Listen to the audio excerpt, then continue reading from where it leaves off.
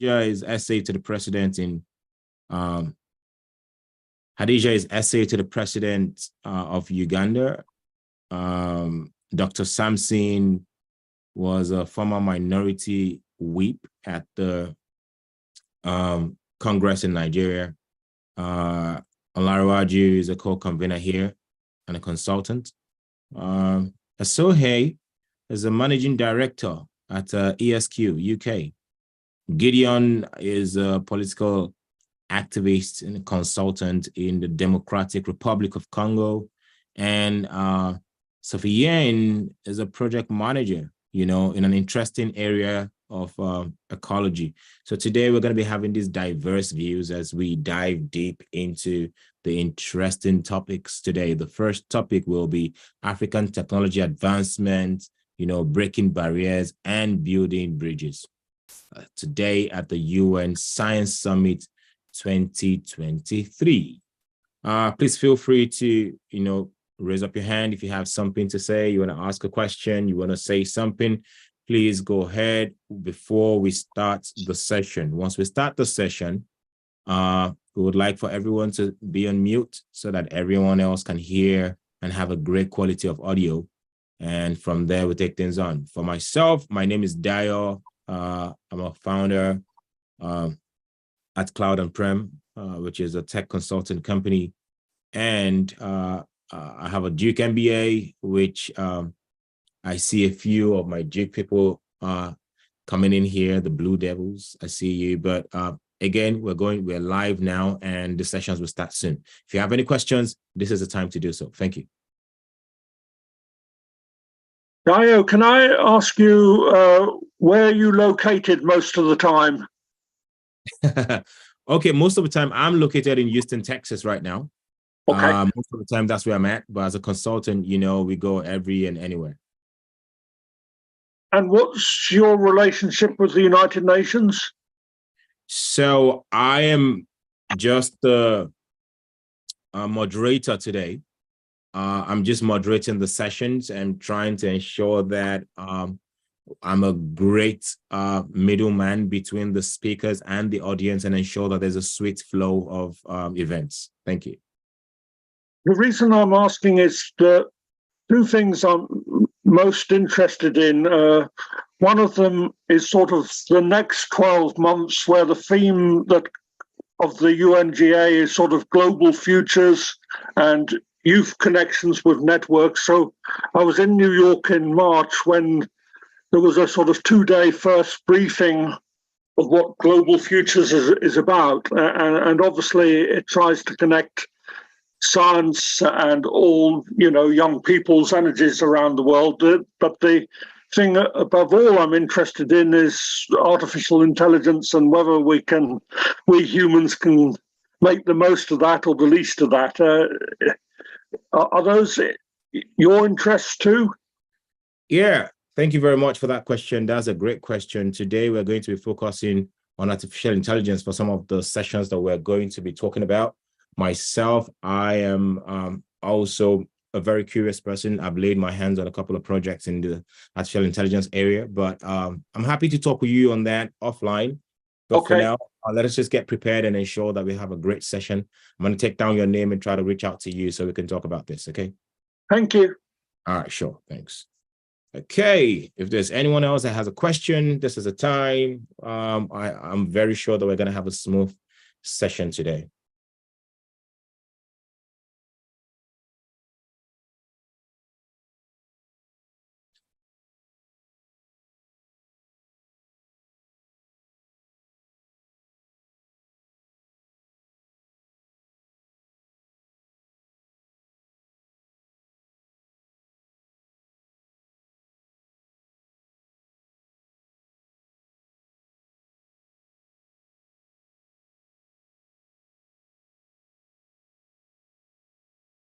Okay, we are live. Again, thank you very much, everyone, for finding time to come in here. I can assure you that today is going to be a day that we will be, touching all of those questions that we've been looking for answers to. speakers are very great and knowledgeable people, and I'm excited. I'm looking forward to also learning beyond being a moderator in this session. I'm also looking forward to learning to see how artificial intelligence plays in all of these areas, to see how, technology is going to be putting Africa on the spotlight, how artificial intelligence can help with agriculture and things like that. So again, thank you for joining, and we will shoot off in a bit.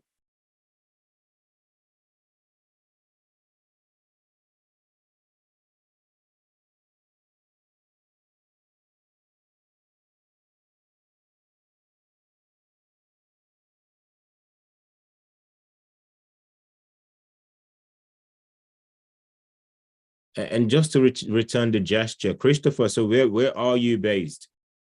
And how much have you gotten your hands on artificial intelligence? Yeah, I'm actually in Washington, D.C., but I find New York the most interesting place on the East Coast. By accident, my father met von Neumann back in 1951, and so my family has always been very curious about what on earth is going to happen to the world of computers and 1,000 languages and brains, whether they're human or artificial. So I guess we're at the final denouement of that over this next decade, because at the moment things seem to be spinning in mostly wrong ways in many parts of the world. Fair enough. Fair enough. Thank you very much for giving us the insight. For the rest of us here, it would be nice to, at least know who we have here, since we still have a very small audience here. It's a great time to, network. Let's know who you are and what you do. And let's just network. Okay, Chris, I see that. That's great. Beautiful. I'm going to just put that somewhere.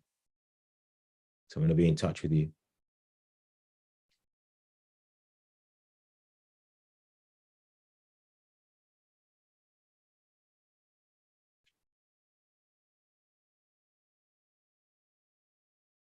So what are your expectations for today, really, Christopher? If you what are you looking forward to get from these sessions today? Well, what answers are you looking for? Yeah, another thing would be, do you know Declan Carrain, who I thought was the overall organizer of these 10 days of science? Because I was in DC, I actually attended some of the events he hosted back in December. You probably remember that many African leaders came to Washington, DC in December, and so he put on, 2 or 3 real days of real and virtual events. And one of the most interesting things from my point of view was there was a session hosted by an African group, Next Einstein.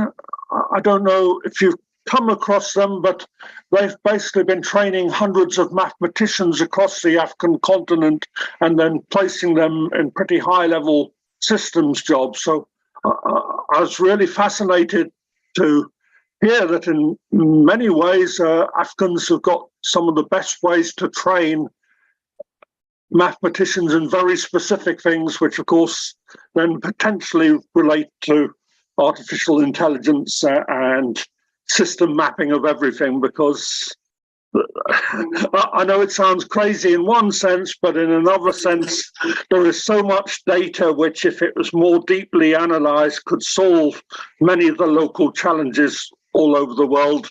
And so I think the science is more able to help us from the politics at the moment. But then I'm a Scot and very politically incorrect. I'm afraid I don't understand national politics in most places, so apologies in advance if I say anything rude by mistake. That's okay. Look, I think I share most of your perspectives around artificial intelligence being able to solve a lot of our problems as long as we have this data available. Data being available is one thing, and being able to use it to solve problems, and without, breaching any data laws. That's another thing, right? So I really think that, once we can find the sweet spot in between productivity and privacy, we're going to take off really, really good, right? Because nowadays, the power of this artificial intelligence and the kind of problems they're solving, even with little data and little examples, they're able to, spin off in a generative way, right? In a very interesting way, that they're already building models that can solve problems that we're not yet to even encounter, right? So I agree with you, and I'm also excited to see where artificial intelligence takes us in the next few years, as long as, we're able to look for a way to ensure the governments around the world are able to put the right level of regulation to ensure that, we're only doing good with it, and ensure that, we're able to clamp down on all of the illicit activities that artificial intelligence may be able to project. Well, have you been in touch with the UN Tech Envoy office? Do you know about that? No, I've not. Tell me about it. One of the interesting things is that Guterres actually inherited the 17 SDGs, because those were announced in 2015, and he started his leadership in 2017. Whilst you probably all know that for 10 years, he was basically in charge of serving refugees and, real stuff in local communities. He's also an engineer and former Prime Minister of Portugal. So he has a systems view of the world. And basically, the first thing he did beyond the goals was to say, we need to redesign all multilateral systems. And he started this discussion, which began with teachers in terms of how do you connect technology and education so that you can actually do any of the practical things, the goals. And then pretty quickly, they discovered that the New York part of the UN had never really completely sort of connected with Geneva. And Geneva is where the ITU, where all communication standards around the world are designed ahead of time. So when you go from 2G to 3G to 3G to 4G, all the corporations involved in telecommunications have to agree what the next standard is, and that's done through the UN in Geneva. So what happened was, basically, if you go to something called the UN Tech Envoy, which is a website, you'll find that artificial intelligence has been put in the middle of the system changes that Guterres would like to help every locality map together. And literally in the last month, he has connected his own high-level panel of AI experts. And one of the interesting things there is he's also included the rector of the United Nations University, who is an African, or I think he comes from South Africa. So there are quite a lot of radical things going on in the technology consultants around Guterres. But of course, this is not necessarily connected with all the work on the sort of politics side of, all the wars. And I mean, it seems that nations at one level are not yet in tune with the intelligence we need at local levels to be able to survive. So there's a lot of conflict around artificial intelligence, but it's also probably the only solution, because I mean, we have extraordinary technology if only we could use it. That's interesting. The two areas I'm looking at, first things first, I agree with you that there are enormous problems that it can solve, especially when you look at the area of healthcare and you begin to look into you begin to look into precision medicine and how they're able to deploy genomics to identify unique patterns of someone's genes and be able to identify how that disease is affecting you at a genetic level. Yeah. Meaning that, medicine will be an individual thing. Thinking through it, how artificial intelligence can help us speed up things in that space. And you begin to think that all of the work that has been done in the past, all of the research, all of the drugs that they found in the oncology space probably worked for something and didn't work for others, and they trashed all of those. Maybe it's time to go back and look at all of those discoveries again. And those drugs could work for one person and not another person. It's a lot of work, a lot of sequencing that artificial intelligence can help us do and can help us, oversee and overcome this great cancerous disease that we've been dealing with for many years.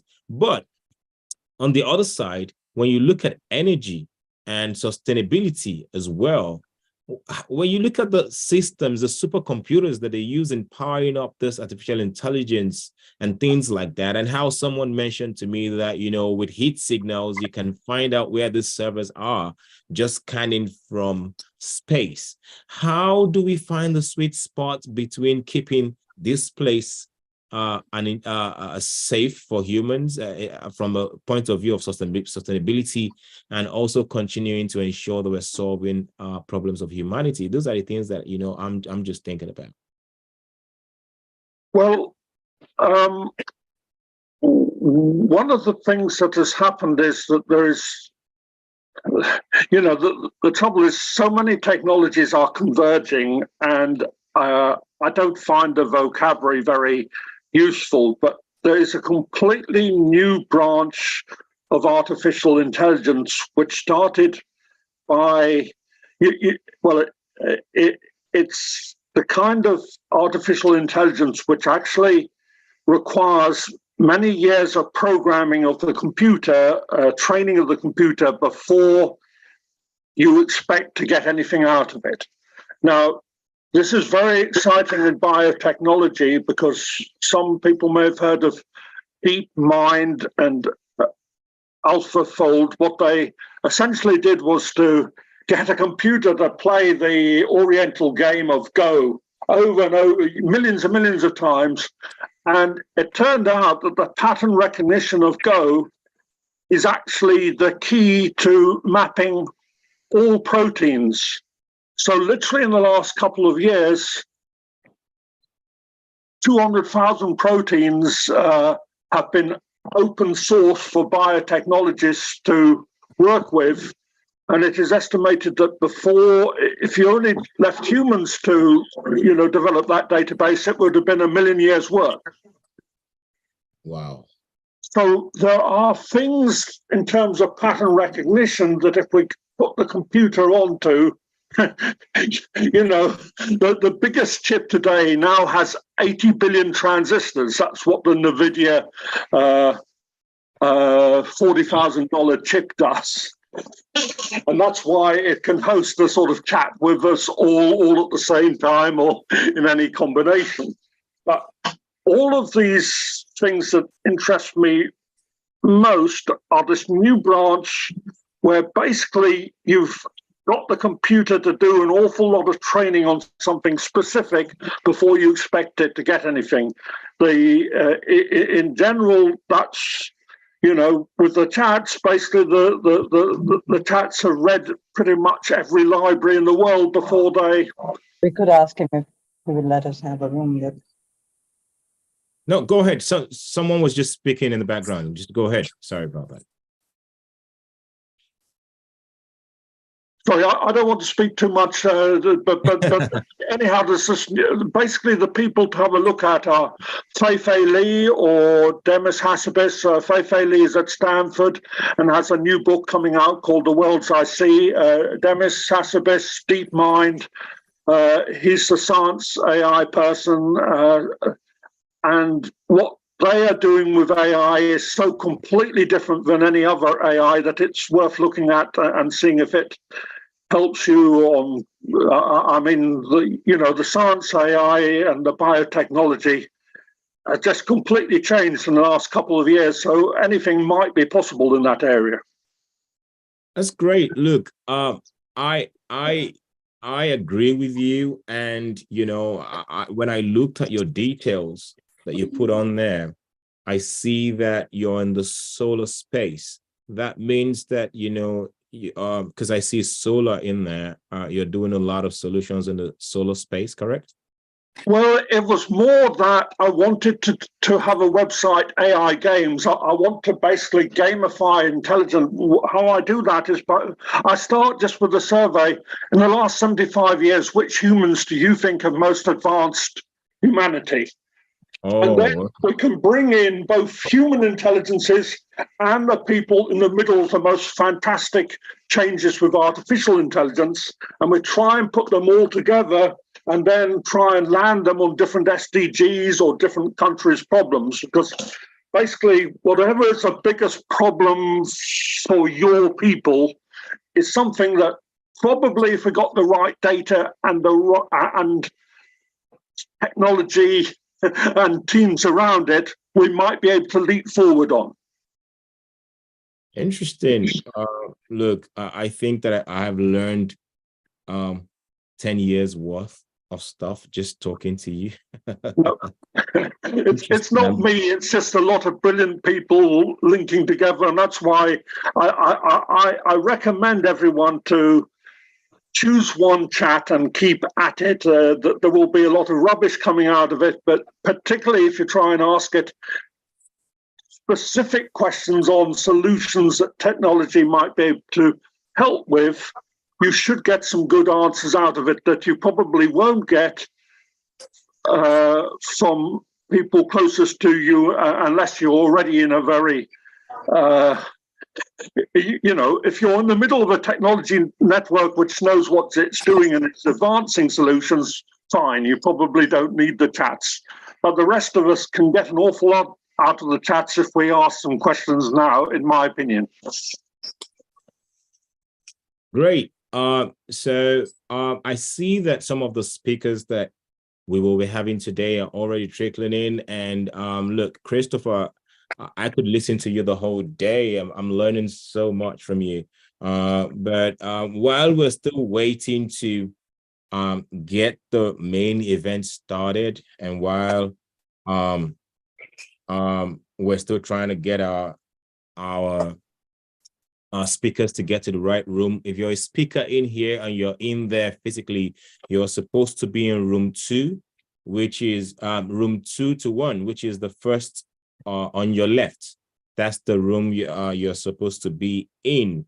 And if you're joining us online, this is the right spot to be.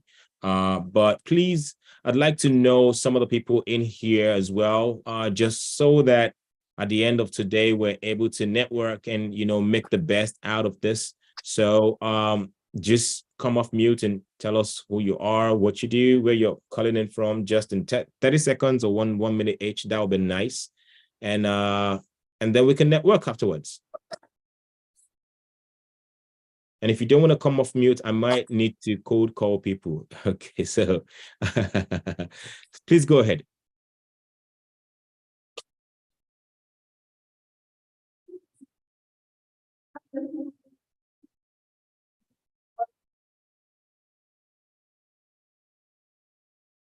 I think, are you trying to speak Arbasari? I'm really learning how to say people's names. I'm not trying to, murder anybody's name today. Anna, are you here? We want to learn about you. Where are you joining us from?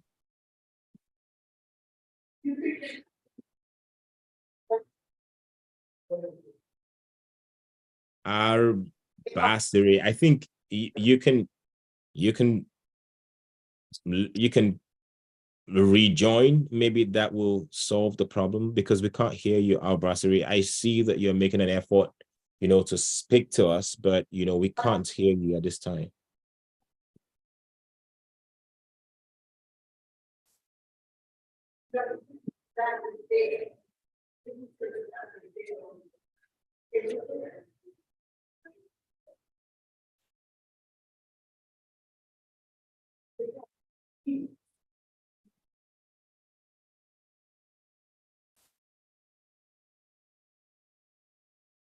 Okay.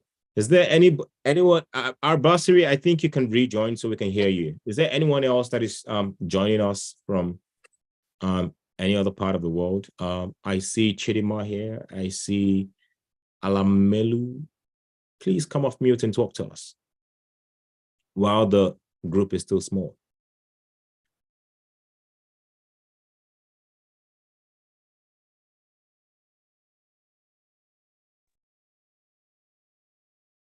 Hello, can you hear me? Oh, yes, I hear you now, Irene. Hi, yes, Did I say your name okay? Henrine, yes, rhymes with Irene, Henrine, father wanted a boy. I'm in New York City. I actually work at Columbia University, Mailman School of Public Health. Oh. And we try to find as many opportunities for our amazing public health students at Columbia. They include internships and jobs and global health opportunities. So I'm just here to learn. I can only be here for a short period of time because of work obligations, but I just wanted to say hi. Hey, Henrine, look, beautiful to have you here. Thank you. Again, obviously, you know that I have a Duke MBA, so there's a higher probability that I applied to Columbia. I did apply a lot. I just connected with you on LinkedIn. I sent you a request. Oh, beautiful. Let's stay in touch. And I think that what you've mentioned is very typical of every business school that means well for their students to ensure that you're opening new routes for your students that have come into new markets. Especially the MBA takes you from a tactical level in your career to a strategic level, and making that switch, business schools do a very good job in helping you switch that way. So thank you very much for not just being here, but ensuring that you're coming to look out for the students that have trusted you with their future. Thank you so much, Dale. I really appreciate it. Sure. I'm going to drop you a message on LinkedIn and we'll take things up from here. Okay. Okay, great. Sounds good. Nice to see you. All right. Thank you. Bye. Anyone else here? I want to meet someone else. Anyone else? Alamelu, you want to talk to us? P. Masha. P. Mahasha. Yeah. Say that right. Hi, I'm Dr. Sundaresan, and I'm from an HBCU, Texas Southern University. I'm also a NASA scientist, and I'm here to comment and sort of pontificate on the sustainable food and health technologies that can be benefited by AI. And I'm here also on behalf of our dean, Dr. Lee, whom one of the organizers, I think, was a student of. I have a lot of spaceflight experience, immunological experience, but mostly in clinical trials with the immune system, with immune-related diseases. So I'm thinking of looking at any data-rich situation where you could apply AI, and it's quite fascinating, the intersection of data and life sciences. So I would like to talk about that later on. Beautiful. Look, you just took it right out of my mind, because what you've talked about, immunology and the autoimmune diseases, which is something that happens when you begin to get to a certain age, and then your own parts of the body are attacking other parts of the body. I did read something from Amgen where some of their leading products is solving that problem. I think they have something called Embrin, Yes. Embrin, which is one of their products that is topping the charts around the world. Talking about clinicals, I spent some time, look, I'm a tech consultant, right? But I'm very curious. So I spent some time reading up and training myself around clinicals, pharmacovigilance, from preclinicals up until post-market. which is, where these big pharma companies or pharma companies generally are able to recoup their money back while they have the patent, right? Just asking generally, what are you thinking will be the impact of AI in this space, knowing that artificial intelligence most likely would be able to reduce the amount of human effort in all of that clinicals, and maybe reduce the costs as well, to get to results faster. But does the cost go back on the infrastructure and everything that you put in artificial intelligence? Does that come back to haunt us from a sustainability point of view? What are your thoughts generally? I think I've been thinking about this a lot, actually, and I was in Times Square because I'm here in person today. And I was in Times Square, I saw a huge billboard saying, AI has taken my job. And then at the bottom, there's a small print that says, to the next level. So it depends on how your perspective. So in healthcare, I think one of the biggest challenges is there's pros and cons, right? Because healthcare has a lot of available data, and AI can work on anything that's data rich. Looking at the neural, networks, the deep learning, the machine learning, and especially the progress in radiology. Is because again, radiology is very wise with the data rich subjects. It's easy to get a lot of useful outcomes with radiology. But I think one way of looking at it is apples and apples. You look at how you have to train, for example, if it's in rural Africa, right? You have to train the data according to the patient population there. And then you can have meaningful outcomes. If you start doing things based on North American data, you're bound to fail at some point. So when you do the supervised learning for the health impacts, I think those kinds of data points need to be incorporated. But you can see a lot of the benefits if you look at the studies in Africa on malaria, right? They have combined this microscopic technique with the thick smears. I think it's from Makerere University. And they think they're funded either by either Google or one of the bigger companies to incorporate the smears and the trends from the smears, the images of the blood cells. They actually club it with a microscope, and you can look at the blood smears and see with a higher prediction if the malarial parasite is there or not. And the reason I know this can work is because I have actually isolated the blood smears from the parasites, as well as from the mosquitoes, from the salivary glands. And I know that this can probably be used both in when the mosquito is actually carrying the parasite, you can do early prediction as well as in the patients. So I think this can be very, very useful in terms of lowering the lab tech hours, human factors. This is one way you could look at it, increase the human factor life by not overwhelming the HR in the sense that fatiguing people, they don't have to examine too many slides. AI could help them cut their work in short. It doesn't have to be taken to the point of, AI is going to take his work away. So just some room for thought there. Beautiful. Look, I think that, the way you have laid it out is very interesting. You know how I remember being in business school and they teach you how to communicate with slides, and then they take you to the next level where you're able to communicate without the slides, but still be able to hit the right impact. I think you did that in a fantastic way. While you were speaking, I was seeing slides, seeing the pictures. I'm going to stay in touch with you. I'm really interested in the work that you're doing. And hopefully we can work together to ensure that malaria becomes a thing of the past, and see if there's anything we can, identify together in the space of oncology as well. Thank you very much. Okay. Thank you. I'm going to just try to connect with someone else here. Is there anyone else here that is happy to speak to us? We just want to know who you are. Networks are happening right now. The next big thing, or the next oil money, as they say, is your network, right? So please come off mute and let's have a chat. about what you do, where you're from, maybe another 1 minute or so, and then we can move on. Anyone else? Hi, good afternoon, everybody. Good afternoon. How are you? Okay, very well, thank you. My name is Chidima from Nigeria, Great. and I manage business operations with one of Nigeria's biggest or largest IT consulting firm. I'm a huge fan of Adedayo. I've been following him around for the past 5 years, and he's been spearheading remarkable initiatives here in Africa. I'm here to gain knowledge and learn from everyone here. Okay, thank you very Thank you.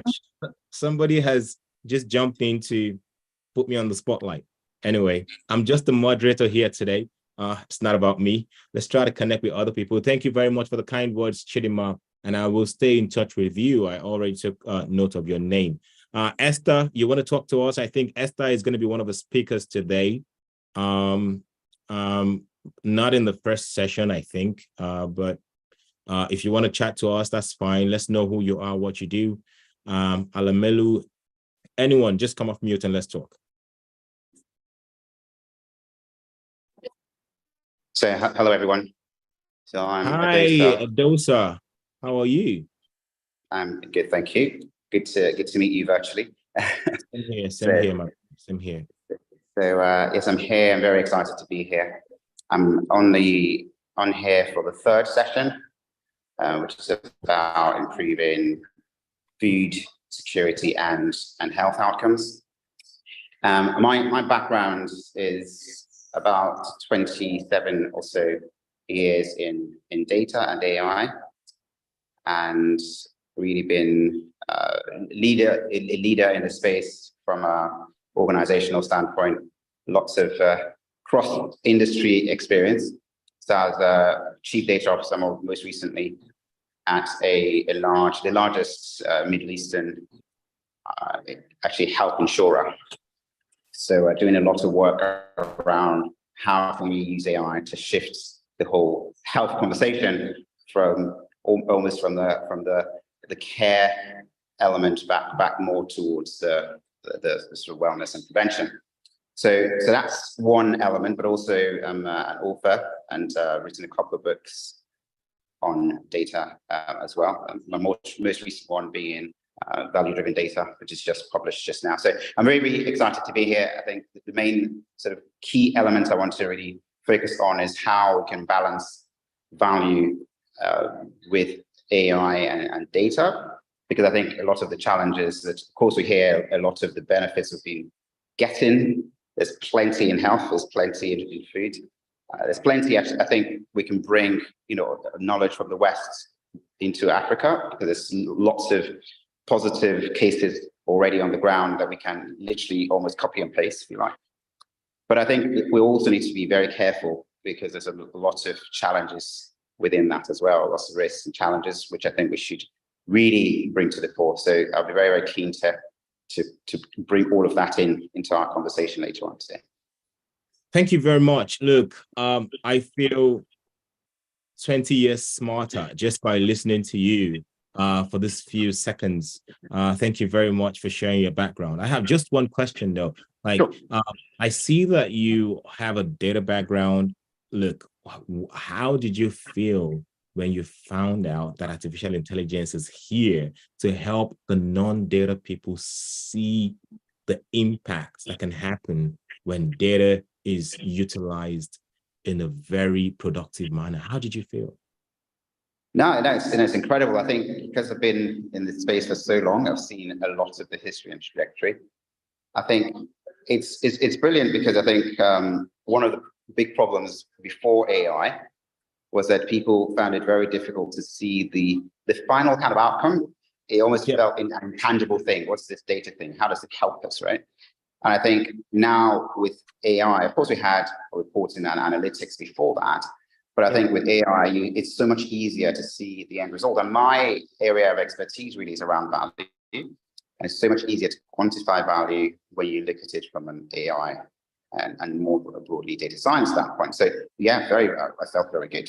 It's the straight answer. But I think more importantly, it's about how can this now bring value that's tangible. especially as we talk about, the SDGs, but also, emerging economies, emerging communities in Africa and around the world. So really exciting. And I think, talking about food and health, what can be more important than that? Of course, it's a huge privilege to be here. Beautiful. Thank you very much for sharing all of that with us. And look, I am really, really happy to have listened to you. I am meeting a lot of people today. If you let me, though, if you allow me, I'd like to stay in touch with you, or connect to you on LinkedIn or anything like that. Everyone else here is trying to connect as well. So if you feel comfortable with it, please go ahead and, drop a way to get in touch with you in the comment section so that we can get a lot of value beyond this session. Sure. Great. So thank you very much, Adosa. Did I say your name right? Adosa. Perfect. Well done. Beautiful. Thank you. So I'm going to go ahead and try to talk to other people that we might have here. Do we have Dr. Sampson here now? Dr. Sampson, are you here?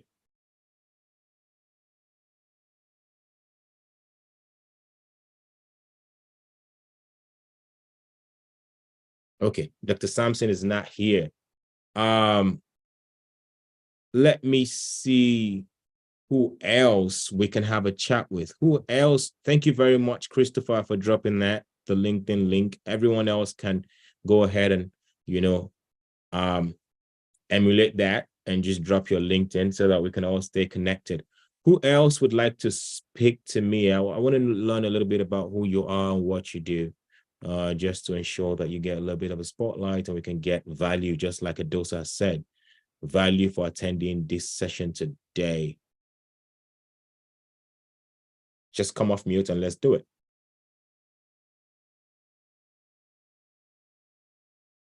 Anyone? Okay, it looks like I might have to cold call again. Esther, it'd be interesting to know what you do though. Like Esther, are you comfortable talking right now, or just a quick introduction? Okay, thank you so much. Hello, everyone. Can you hear me? We hear you loud and clear. Yeah, my name is Esther Sosha from Democratic Republic of Congo, and I am a post builder, a woman activist based here in South Kivu, Bukavu. I am a co-founder of Youth Peace and Security Coalition in DRC.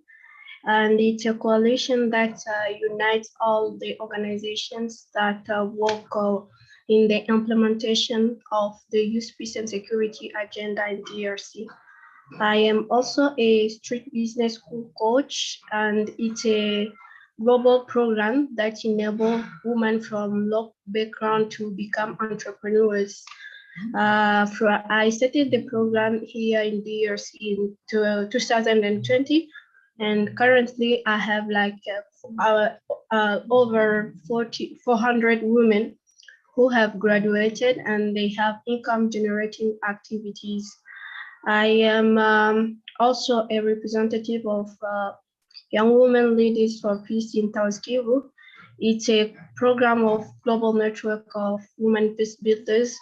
And we work in conflict-affected countries by empowering young girls to become leaders in their community. That's what I can say for my profile.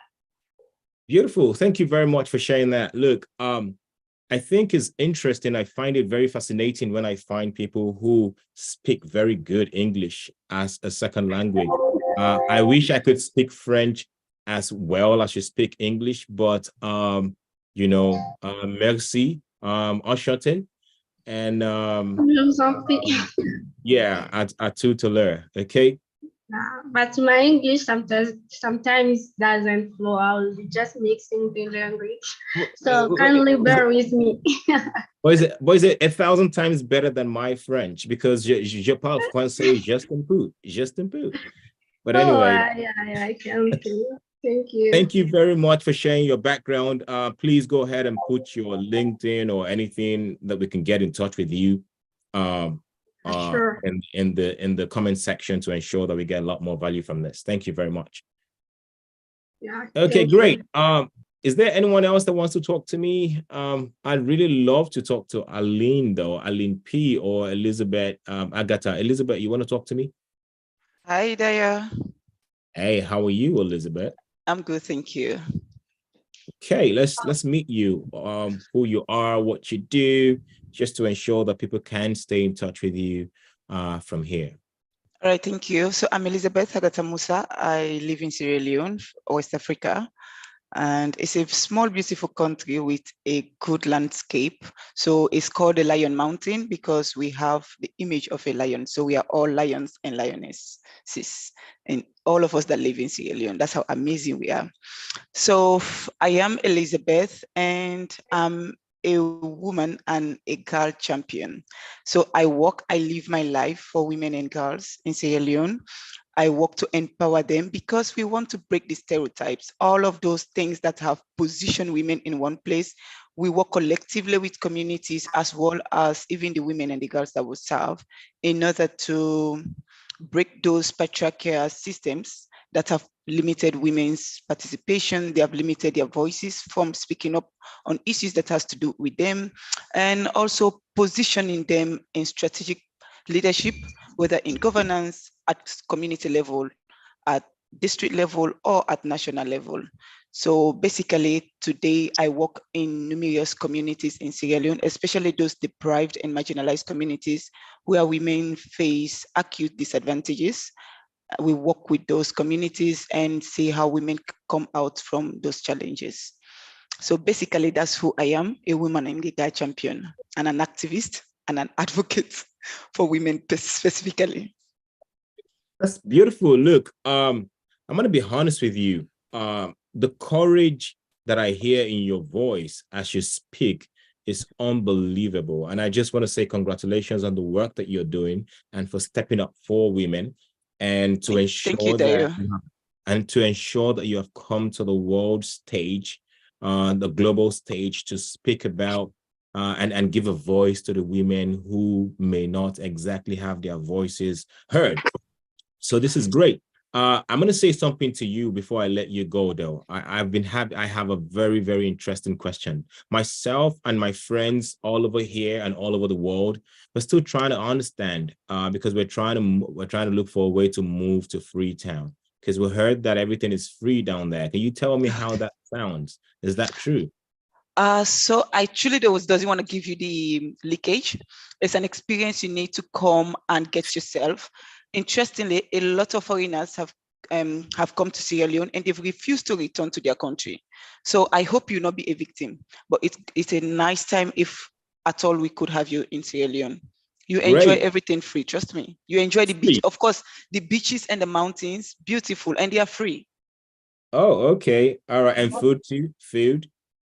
Sorry? Is food free as well? Of course, we've got eba, we've got yam, everything that you want. Is it free? Hypothetically, we can put it that way.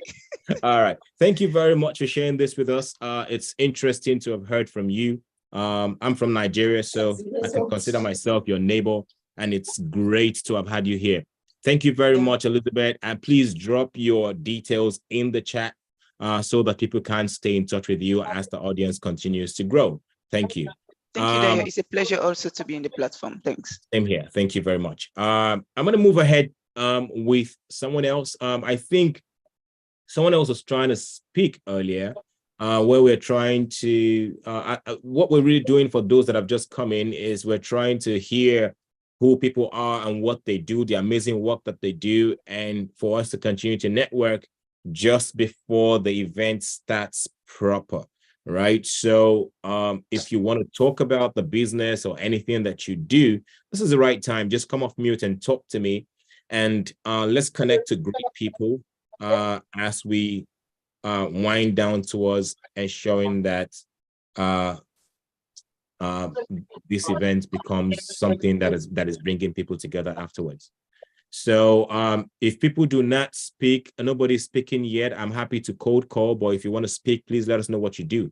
Martin, I thought you wanted to talk just now. Martin Todd, let's hear from you. What do you do? Yeah. I found you, Martin. Yeah, I just joined from California. Oh, that's nice. You just turned off your camera. I'd like to see you. Beautiful. Thank you very much for sharing your camera. Can we meet you and, kind of like know what you do so that all those wonderful people can stay in touch? People have been talking great things about AI, about healthcare and the rest of them. Would like to know what you do, and let's see if we can create a new community going from here. Sure. I'll be brief. I'm an industrial designer. We have a firm here in Southern California. We work with medical and pharmaceutical.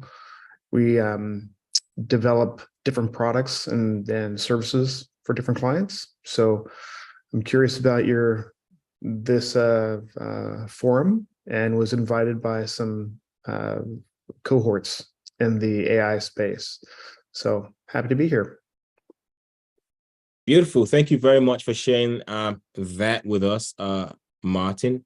And yes, we will be having some topics today where we'll have some amazing speakers touch on artificial intelligence and the impact and the value. We already have people talking about that before now. So I'm sure that you're in the right space. And going forward, people would also like to stay in touch with you. If that's okay, you could drop your LinkedIn in the box. People are already networking to ensure that this session and the efforts coming here can, bring some results later. Thank you very much for sharing, Martin. But my quick question to you, just like I asked everybody one question or the other, is in your space, how do you think we can leverage AI? Generally, what are the thoughts you're having around AI, and finding the sweet spot in between productivity and ethics, if you understand what I mean? Doing productivity and ethics. Yeah. It's interesting. We were just at the Geneva conference for AI for Good over the summer, and the topic of productivity was key. And we've also done a lot of research in the area where having a digital twin or having an assistant agent is key. We're starting to see that the ability to kind of brainstorm and generate fresh ideas, kind of having some kind of the looseness generation using some of the ChatGPT tools and some of the other tools available. It just kind of speeds things along. It gets us up to speed a little bit quicker in brainstorming and ideation. Interesting. One more. I heard that you mentioned that you're doing some work in the pharmaceutical space as well. Mm-hmm. And something came to mind. The word called is it pharma-similar? There's something called biosimilar, right? Which is in the biotech space. I think that just means that the government drops a kind of like a template, or regulatory bodies drops a template around how a particular drug should be, and then all pharma companies should follow suit. Looking from the regulatory point of view, do you think that the governments around the world or regulatory bodies are in the right position now to put the right regulations in place for artificial intelligence? Do they know enough? And this would just be based on your perspective. I think that the governments around the world are still really trying to understand the idea of how to regulate this space, especially because those that know the best in this, that have shown that they know a lot in the AI space and put products out, are there for profitability. And it's going to be a little tough to ensure to let them lead the way when it comes to regulating the space. So what are your thoughts about that? Do you think the government is ready, or how do you think we can, leverage their power to regulate the space to ensure things are, done in a proper way? I don't think they're ready yet. That's just my opinion. I think there's a lot to learn still, but I think there needs to be some guardrails in place. But I think those guardrails will be flexible over time and learn to, as we learn and gather more information. So I think there's a lot. I'm I'm not a pessimist, but I'm very optimistic about this space. So Yeah. I'm looking forward to its growth and maturity. Thank you very much for answering my question. The biosimilars I was talking about earlier, I was just thinking like if they had like a template, and if a company, is able to leverage artificial intelligence to do something even better than the template, are they going to be seen as, going out of the template, or are they, I don't know how that will work, but thank you very much. And it'll be nice to stay. I'm gonna shoot you a connect on LinkedIn afterwards so that I can stay in touch with you. Thank you very much. It'll be nice to speak to anyone else as we wrap up the introductory session and go into the real sessions soon. If you want to talk about what you do and where you're from, this is the right time. Just come off mute and talk to us. If not, I'm gonna call someone. Okay. All right. Nobody's coming up. So I'm going to go ahead and ask Deodata to talk to us. Deodata, sorry. Deodata, how are you? Hi. Yeah. Everyone. Can you hear me? We hear you loud and clear. Perfect. My name is Deodata Mungwahana Namegabe. I'm originally from Congo, but I am currently living in Canada. I just graduated in industrial relations, so everything regarding the work environment, it's something that I'm really passionate about it. And I'm also an ambassador for Congolese young leaders for the North America. Actually, they are based in Congo. We are helping young women. We empower women, and we help young men to with their education. We provide them with materials, with food, with help, and we very active in the east of Congo, and we partner with different institutions like schools, elementary school and the secondary schools for now.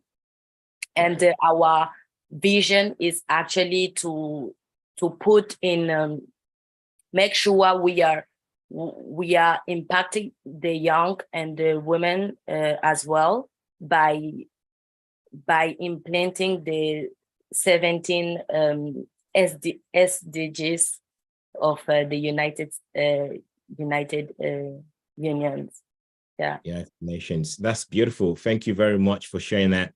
Someone from Congo spoke earlier, and I said to the person, I said, look, it's interesting to find that people put in this much effort to speak a second language. I do not speak a second language. Every other language that I speak, I just speak a little bit of it, not a lot. I speak a lot of body language though, as you can see that, right? Being from Congo is beautiful. The work that you're doing is beautiful. Thank you for stepping up and, representing the African ladies out here. Thank you so much. My question to you will be, so from Congo out there to Canada, that you're based in now, is there anything that you're doing really to help the other people see a more clear path? Like other ladies back in Congo, I hear someone already talking about helping ladies pick up and things like that. Are you involved with any organization that, just gives proper direction to ladies and, let them be able to stand up and get the right education and be able to do wonderful things like you're doing as well? I'm volunteering for an organization called here in Canada, WUSC. WUSC means World University Social Help, something like that. We actually help refugees. We have refugees coming to Canada for studies, and one of their mission is to empower women. And what I do here in Quebec City, because I studied at Laval University, so we help the integration to actually receive them and make sure they they are stable in the new home. So that's one of the organizations that I'm really active on. And just by doing different stuff in Quebec for our community, and trying also to decolonize the mentality that women don't have to study, don't have to go to school. And I'm so implicated on that as well, actually, by studying and making the difference, and trying to encourage some women out there, like educations matter, and it's something that is accessible for everyone who wants actually just to upgrade and learn more skills and tools. And I will also be a speaker for the third section about how we can use the artificial intelligence into producing food and health. So I hope all of you will stay till the end. I really encourage so thank you so much. All right, thank you very much. Look, I know that people will wait for your session, and I'm going to be honest with you. We will be taking a new direction shortly, because a few things have moved. So some people who are supposed to be speaking later might be speaking earlier. So I might just call on you shortly. Get ready, Data, and Esther, and the rest of you that are supposed to be speaking. You may have to speak up earlier now that we have great people who are willing to listen to the things that you do on here. I see that Prasun has just joined as well. Prasun, how are you? Can we meet you? What do you do? And would like to know your background and connect with you. Is that okay?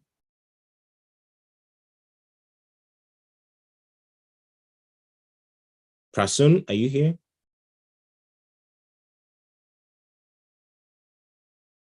Okay. All right. Okay, Prasun is here. Yeah, I'm here actually. So all right, let's talk. I lead an organization called American Association for Precision Medicine. And our goal is we are headquartered in San Francisco, and our goal is to scale value-based care actually, and bring all the stakeholders together. So I'm looking forward to a discussion to see how we can contribute together. Okay, Prasun, we couldn't hear a lot of what you said, but that's okay. If you can also go ahead and put your LinkedIn in the chat so that people can connect with you and we can go from here. Okay, so I think we're gonna get things started here. Aline P, I wanted to talk to you earlier. Is it okay? Can we still talk?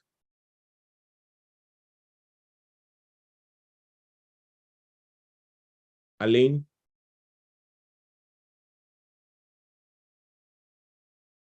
Okay, all right. Aline, maybe Aline stepped out of the desk. Data, are you ready for us anytime soon? And also Adosa, I know that you're supposed to be presenting. You may have to present a little earlier. Is this something you can do now, or you want to do that a little later?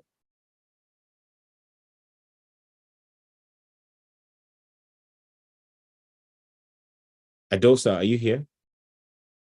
Okay, Elizabeth, are you here? Elizabeth. Yes, there. Yeah, is this a good time for you to do your presentation as well? You're supposed to be presenting, right? Yes, please, in the second session. In the second session, yeah. So it looks like we're moving a few things around now to ensure that the session moves on smoothly. So are you able to present now, or it has to be the second session? So I'm in the position to present it. Okay. To do the presentation, if that's fine.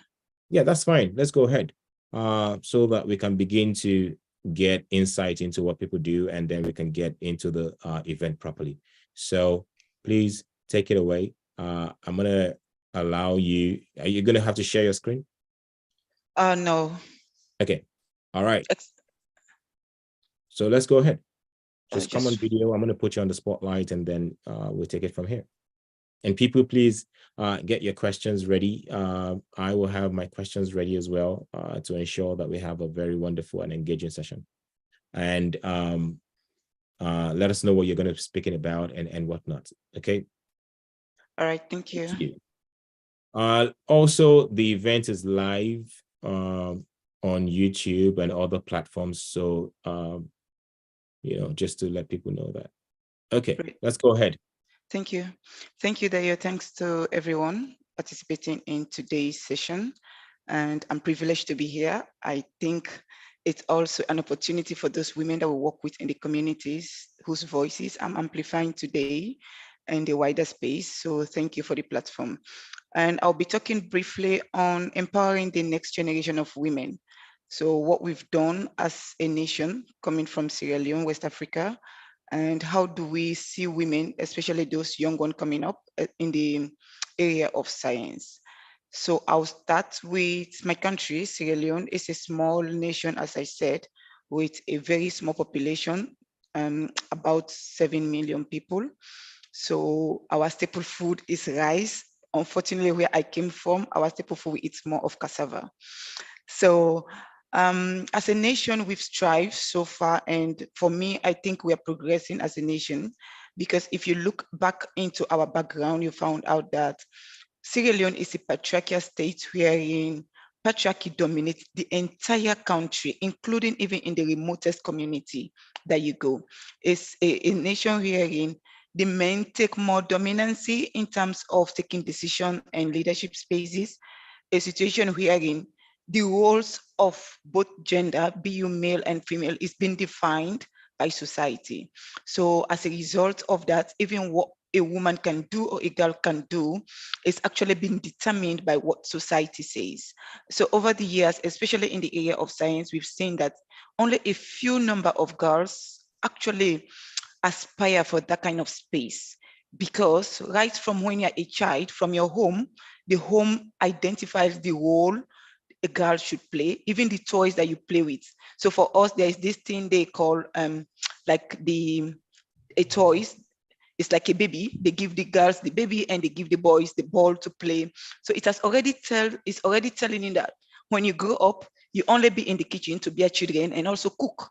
So when a boy giving them the toys that is sophisticated enough, giving them ball to play, it means no, you have to be in the wider platform to ensure you are able to relate with other people, and you also occupy the space that best fits for you.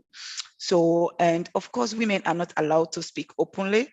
So we grew up in that kind of society. But today I could say, because of the awareness, because of the advocacy, because of the technological advancements, so a lot of these challenges, a lot of these bottlenecks, a lot of the stereotypical system that we've gotten in our society has started changing. So for quite some time now, after we've got 12 years rebel war that actually has a brutal and psychological torture on us. So when we came out from the rebel war, a lot of things started changing. And today, let me just speak on the positive things that we thought we've made progress on as a nation. So I'll begin with a recent data. And so I'm gonna start for the past 6 years, what we've done as a nation. So the first thing that the government did was actually to identify and establish a directorate specifically for science, technology, and innovation. So that alone was a big achievement, because it positioned us as a nation to encourage, inspire, and motivate people that are working towards that drive. And because over the years, we just think the business stream is purposely for women, because this is like an easy way to go.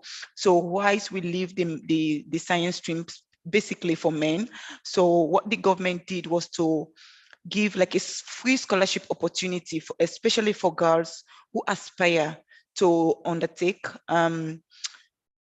any area relating to science, be it science, engineering, technology, medical, mechanical, whatever it is. once it has to do with attaining tertiary education for it. So the government has made it mandatory and it is free for every girl who wants to undertake any education in the science area. So this is a big milestone because as all of us know that you are not an exception, science is an extremely expensive venture. And as a result of that, imagine the kind of country that I'm coming from, where vulnerability and marginalization is extremely high in terms of our poverty level, in terms of accessing resources, including technology.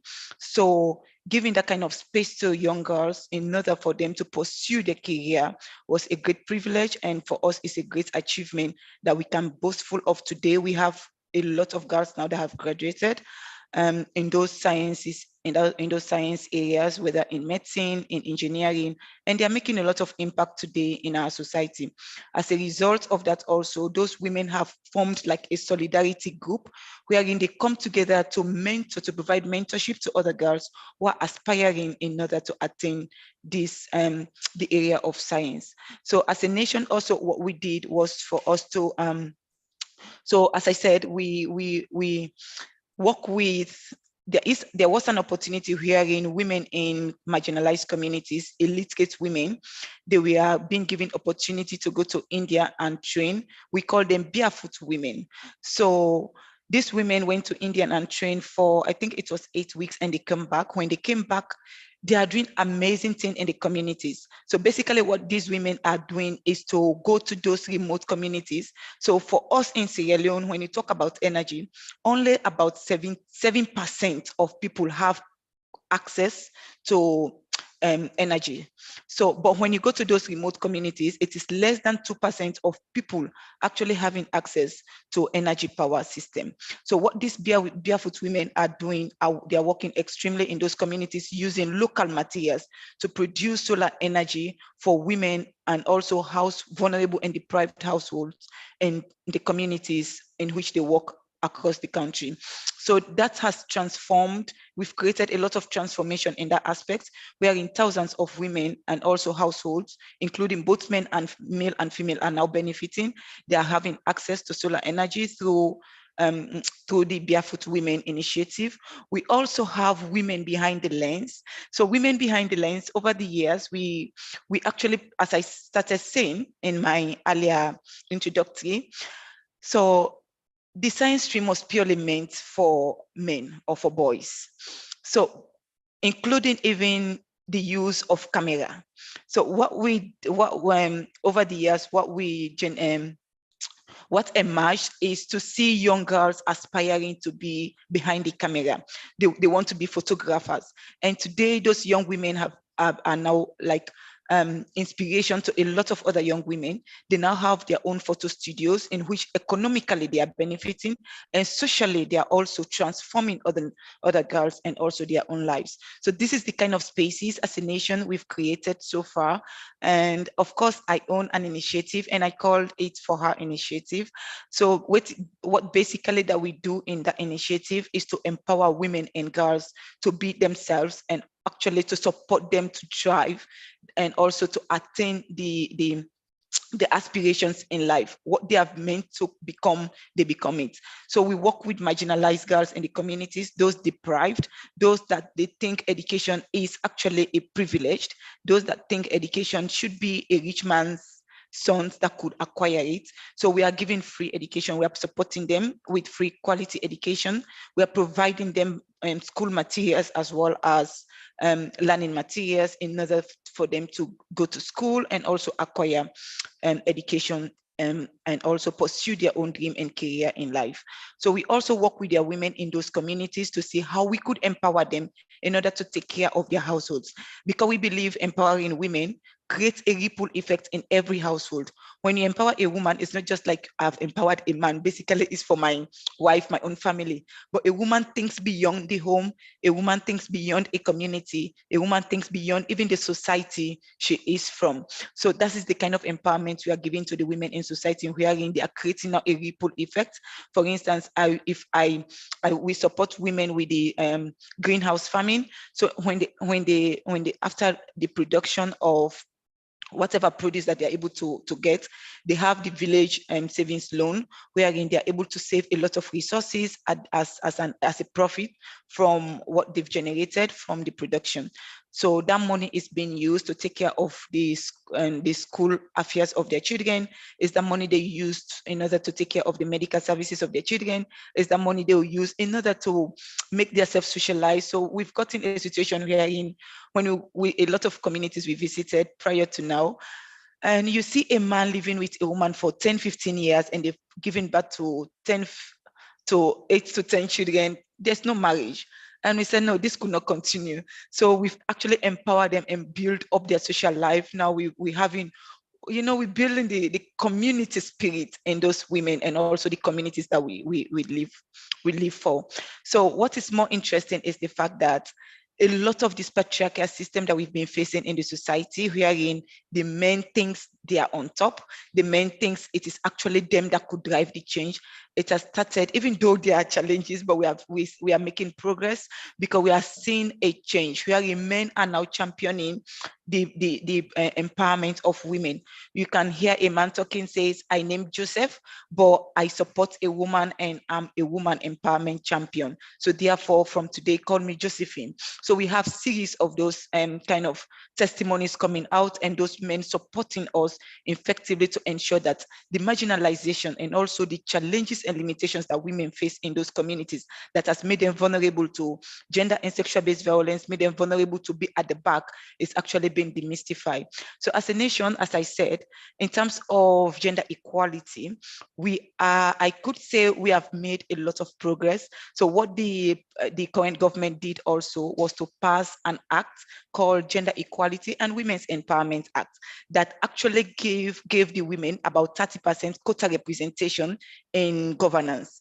So it will be interesting for you to know that in our just concluded election in June, it has given women about 47% representation of women in our parliamentary seats today. And so today, the voices of women are being heard in terms of governance and leadership.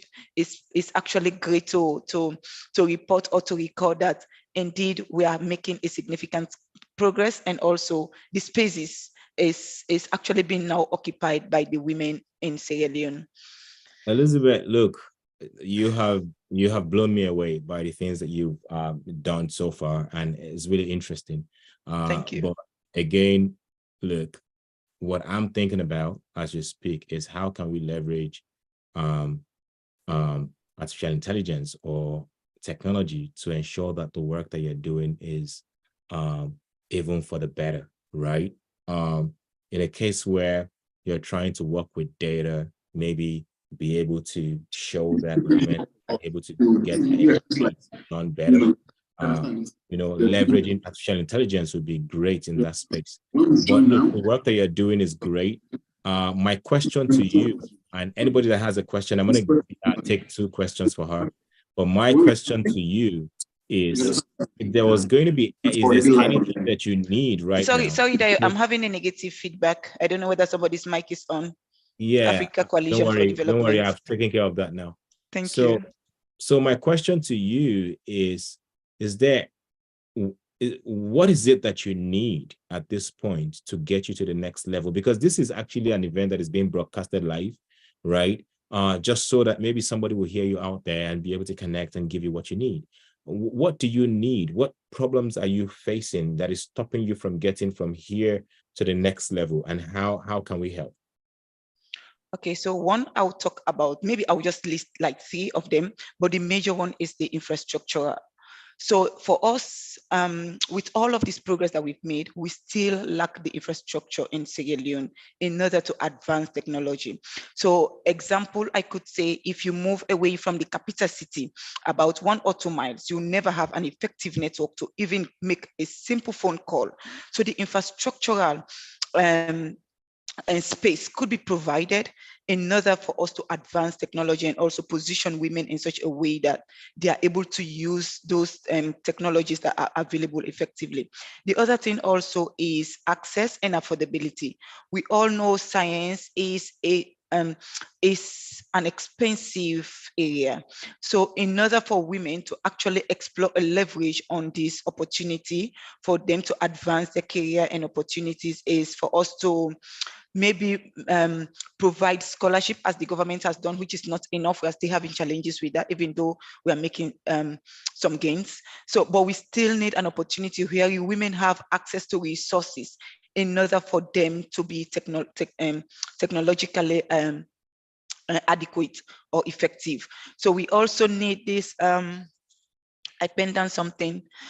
So we need networking, we need collaboration. So how can we provide mentorship and learning opportunities? So those countries, for instance, like Nigeria, you are far away in terms of technology. Those countries like Ghana, they are far away in terms of their advance in terms of technology. So we want to see how we could collaborate and also share learning opportunities, exchange learning, to see how Sierra Leone can gain from how Nigeria did it, that they are there today, and how can we do also so we can get there. So for me, if you ask me, I would just say we need the infrastructural space, we need the resources in order to access the technology that we need as a nation. We equally need mentorship and also learning exchange events wherein people from Sierra Leone, young women from Sierra Leone that has the ability and also the aspiration to pursue technological advancements will actually have access to those countries that are far away or far ahead of us in terms of technology. Thank you very much for that. Look, I hear you loud and clear. And one of the problems that you've mentioned is already half solved because now you're connecting with people here, which is a networking that you need. I'm from Nigeria as well. Even if I'm based in the US, I'm happy to connect you to a lot of other resources in Nigeria. Please connect with me on LinkedIn. My link is on there. And thank you very much for your session. That's a great While I've opportunity. gone around to ask everyone about what they do, as we are about to start the main session now, I'm going to just give 2 minutes each to a few people that have just joined. I'm going to cold call. Just tell us what you do, where you're from, and how we can network with you. How whatever you're doing, is leveraging AI, if at all. And I want to thank Elizabeth again for her wonderful presentation and the work that she's doing in Sierra Leone. So I'm going to just cold call and have, I see Tunde here. Tunde, just tell us what you do in 2 minutes.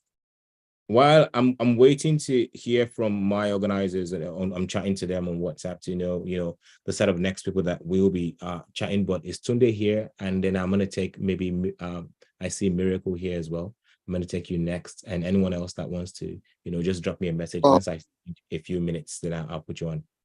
Hello, Dayo. Yeah, hello? who's speaking? Yeah, Yes. go ahead. It's Wolariwaju. Oh, okay. Olariwaju, yes, I've been trying to get in touch with you. Yeah, so we are right here at the venue, so we are waiting for you guys to connect to us so we can start, because we the speakers for the session are right here at the venue, so we're waiting. Okay, sure. Osarity, do you want to respond to that quickly?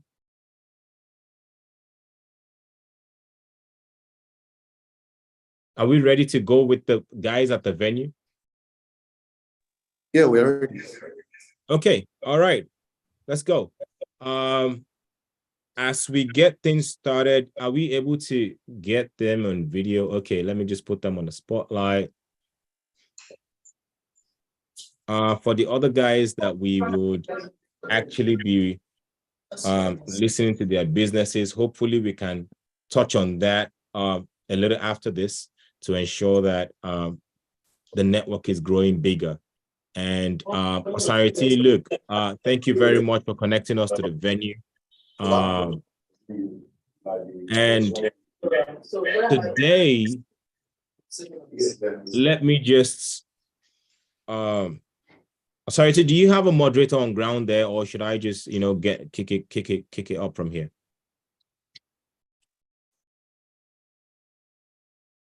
We don't have a moderator here, so you can moderate this. Okay, great. So thank you very much, guys, for joining us. I think we have Olariwaju here, Olariwaju, and the next person, is that Dr. Sampson? Osarity? Can you help me with that, please?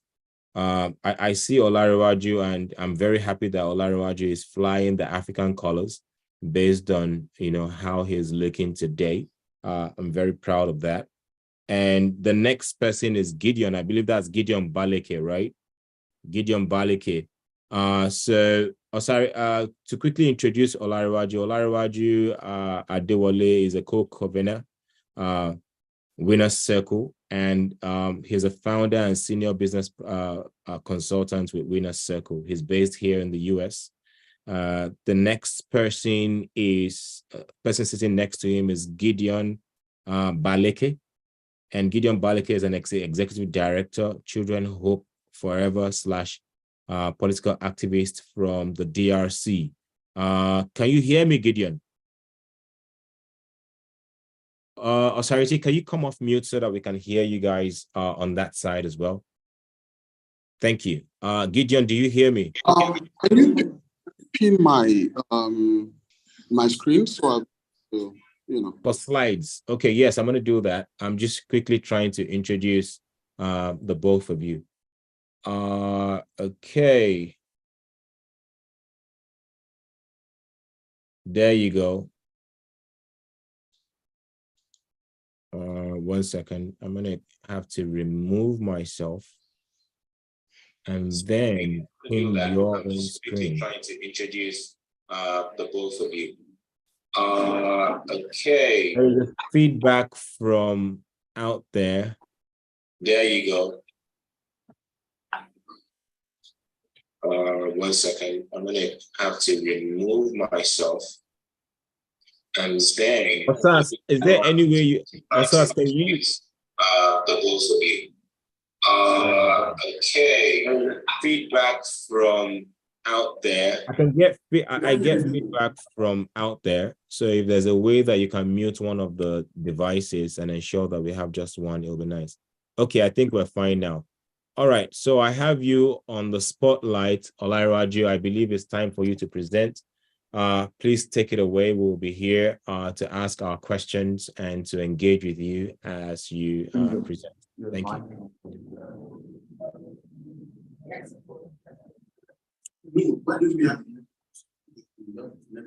Okay.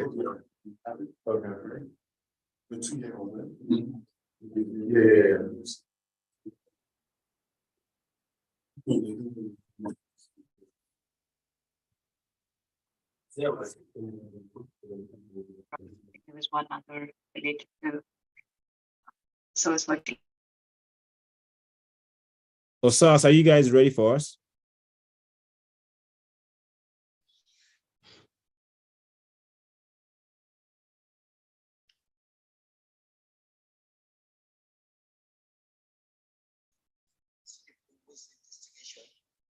Osas?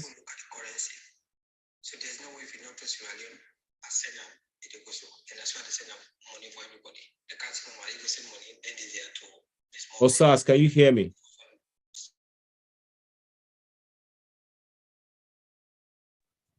Yes, we can. Okay. Are we ready?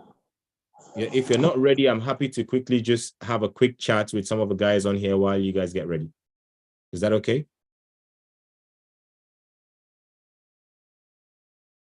Okay.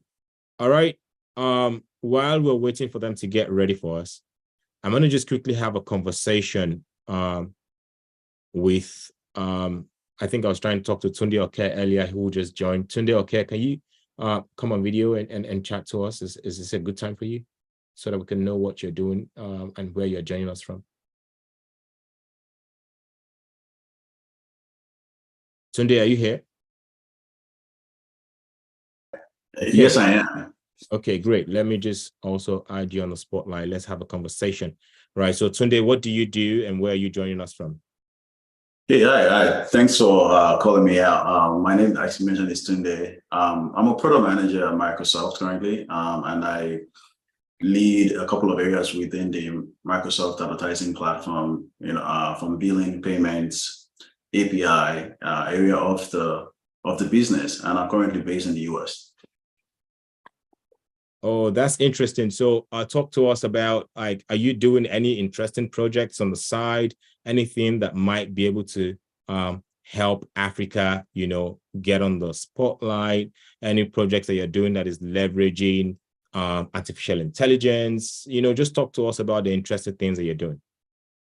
Not necessarily, per se like that, but one of the things that I do is from the ed tech standpoint, right? So one of the, I have a platform that is, focused on improving like product management skills within the African environment, and not just that, a lot of different types of product disciplines, from product design, engineering, and things like that.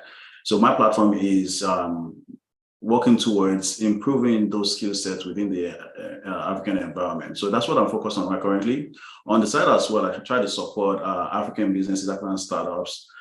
So I also have like a fund that myself and a couple of people here in the US have come together to invest in the continent. So one of the things I'm open to see is some of the opportunities that will be shared also on this forum, to see, if there is mutual interest, right?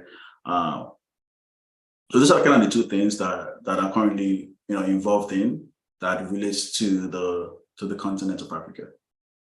Okay. Thank you very much for sharing that. Look, it's interesting to hear that, you're out here and you're already investing in businesses in Africa. It'll be nice, to drop something about you in the link so that people can connect to you. Christopher has dropped a lot of great people have dropped details on how to connect. Just drop your details of your project and people will connect with you. The lady before you spoke about what she's doing in Sierra Leone, and I already promised that, she's going to find people connecting from here. So that's great. Thank you very much for spending time with us today, Tunde. And thanks for having me. See the projects that you're doing. Okay. I appreciate it. All right. Osarity, are you ready for us now? Okay. While we're waiting for them to get ready for us, I'm going to quickly take a gentleman here that I see in here called Miracle. Is Miracle here? Yes. Miracle, how are you? I see you just jumped in, and what we're doing is we're trying to understand what people do and how they are leveraging artificial intelligence. It's nice to meet you, and how we're giving back and changing things on the African continent. Can you talk to us about who you are, where you're joining us from, and what you do? All right. Thank you so much, Dayo, for this opportunity. And my name is Miracle Nebo, and I'm the CEO and founder of Chasecrow LLC, based here in California, San Diego. And one of the things we do is we are building a platform that redefines how events are being managed in Nigeria and in Africa, even also here in the US.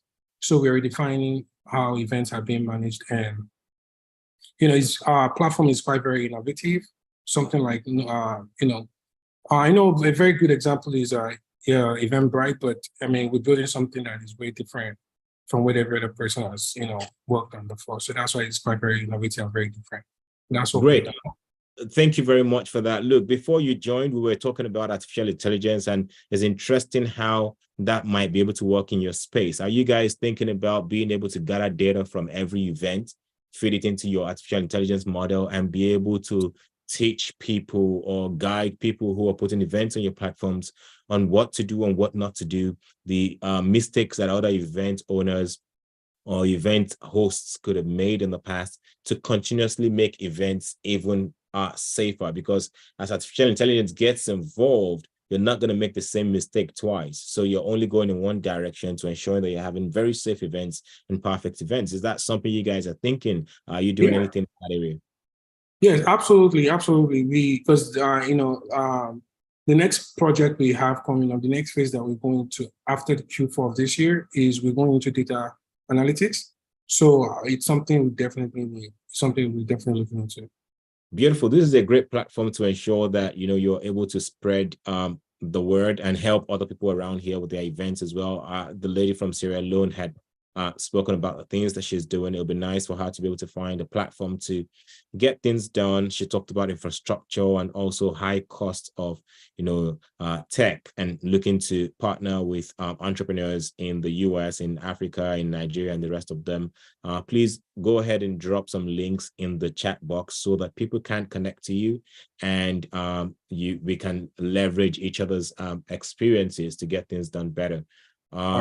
Again, team, once you're ready for me, please let me know. I'm going to just get this going just so that we don't leave a blank spot. But once you're ready to go, let me know. I'm going to go ahead and speak to someone else. Are you ready for us? Yes. For me, what we have decided to do is we're gonna join you guys virtually. Okay. Yes. Right. Okay, fair enough. We're going to wait to have you on. That's great. Thank you very much. In the meantime, while we wait for them, can I quickly speak to someone else? Zing Team Gambo. Are you from Gambia? Zing Tim, are you here? You want to speak about what you do, or? Hi, Dayo. Yeah. Good afternoon, everyone from here. Oh, good So, afternoon. You must be connecting from the other side of the world. Yeah. I'm speaking from Lagos, Nigeria. Okay. My great. name is Zington Gambo. Okay. I'm a legal practitioner with specialty in contracting, specific in the oil and gas sector, also into dispute resolution. So I got a catch of this initiative, or rather this session that is ongoing with respect to artificial intelligence. I believe it's something that we need at the moment, because like for some of us who are into active legal practice, we are trying to see how we embrace artificial intelligence, to see how to make our work seamless. Happily enough, because artificial intelligence is actually something that's making our work seamless. Because let's take, for example, there are some projects that we are in currently, which has to do with a lot of contracting. Given how cumbersome and bulky most of our contracts are, it's normally very stressful for you to go through an entire contract, exchange it with the other party, coming back to see the changes that have been done and all.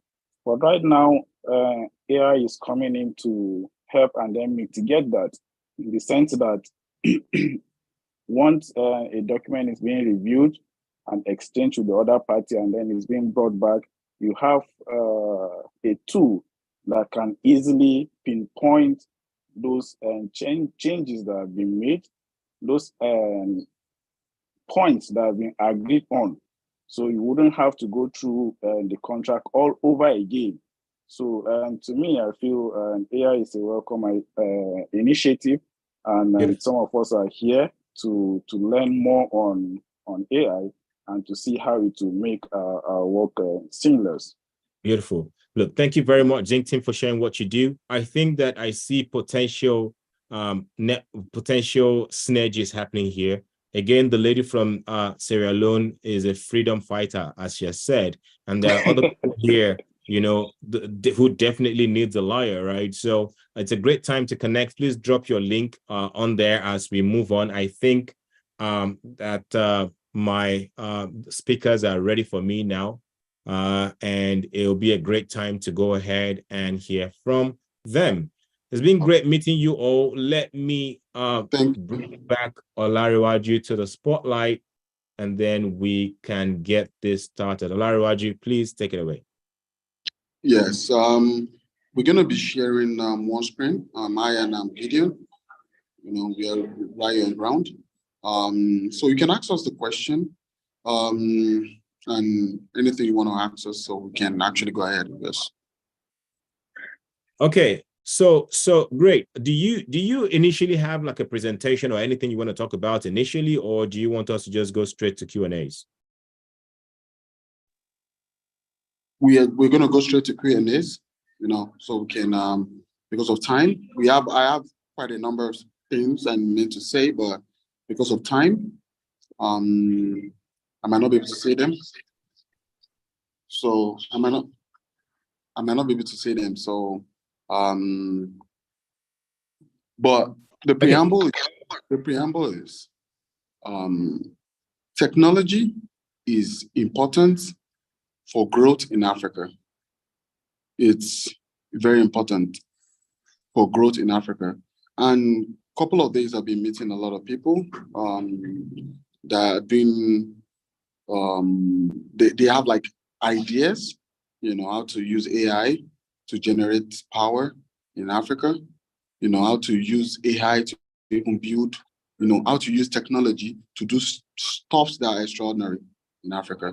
So, but I have quite a number of stuff I'm going to talk about, but because of time, I just want to go on Q&As. But I'm going to shift the pass to Gideon and see if he has something you want to say.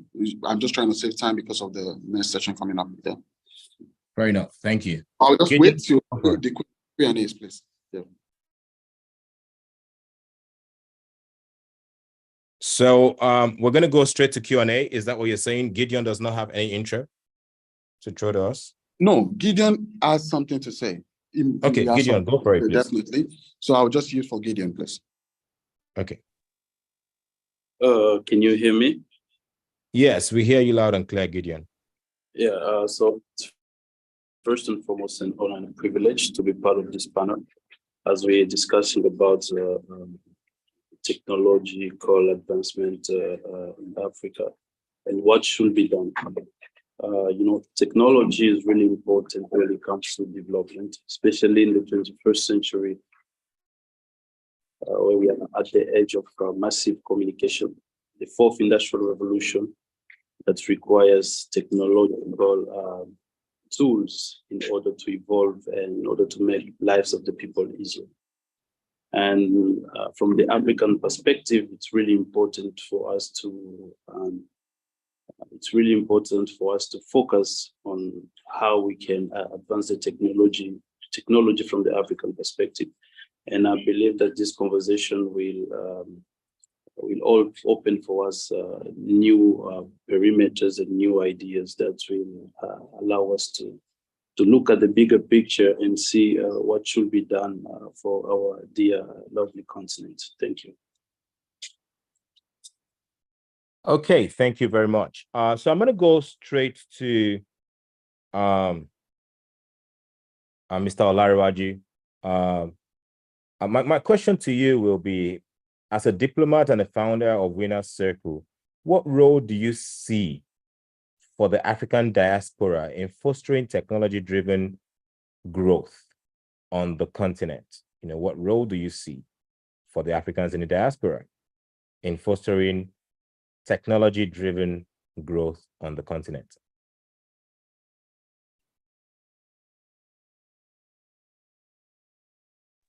Oh, thank you for that question. The Africans in the diaspora they are key stakeholders for taking technology or initiating innovations to Africa. So I as a person, I've always advocated for development in Africa. That's why if you see my screen is saying Africa Coalition for Development. I've always advocated for this. So this is the time for us to start having discussions about how can we develop Africa through technology, through medical services, and but technology is very key. You understand? So we need to just get to that point whereby we need to start making conversation, just conversation like this. You know, I think when we start this conversation, it's going to lead to implementation, because after conversation is implementation. Because I've been to a lot of meetings with a lot of our Africans in diaspora. I, as a person, I'm the director of the diaspora of the West African Youth Council. And I can tell you most times, you know, we keep talking and no implementation. So one thing we need to do is have these discussions, and after the discussion should be implementation. Thank you. All right. Okay, thank you very much for answering that question. I'm going to go straight to Gideon. Gideon, look, can you share insights into the role of technology in addressing challenges faced by children in Africa? You know, because, you know, the work is being done, you know, I know that, you know, the work that is being done by Children Hope Forever is great, but, you know, how does that connect to, you know, addressing the challenges of children in Africa leveraging technology? Thanks. Well, that's such a great question because, you know, as you know, we mostly use technology when it comes to education, especially for children who live in the rural area. So we initiated the Brilliance program that allows kids in the rural area to have access to actual sciences online, virtually, through the internet. And as we know, the internet is a technological tool. So that's one of the model that shows how technology can really help the poor communities to get access to world-class education from anywhere or without having the needs to move from their local community or their local village. But we should also acknowledge the challenges that are there when it comes to the technological gap in Africa, especially in remote areas where access to internet is still a challenge. We have places where there's no electricity, but there is hope because just yesterday I had a talk with a young, brilliant Congolese who created a technology called a UNGA solar technology that is providing electricity through solar panel in rural area. And what is important that kids has also access to internet connection. So it's really important to see such kind of technology evolving and coming from Congolese young people. And that is one of the examples. There are many examples of resilience of young people that just need the right mechanism, the right structure in order to implement strategy and technological tools that will allow them to make positive change and change millions of lives in community in the rural area. There is the other important sector, which is the health sector. And we've seen how technology is rapidly changing lives. Let's take the example of Rwanda, for instance, where we see drones delivering medicals and medicines in rural area through a company based in Silicon Valley. I think it's called Zip. So those are some of the examples of resilience of technology. And that's why it's really important for the policymakers in Africa to adapt the new technologies in order to alleviate and improve people's lives. Thank you very much for sharing that great insight.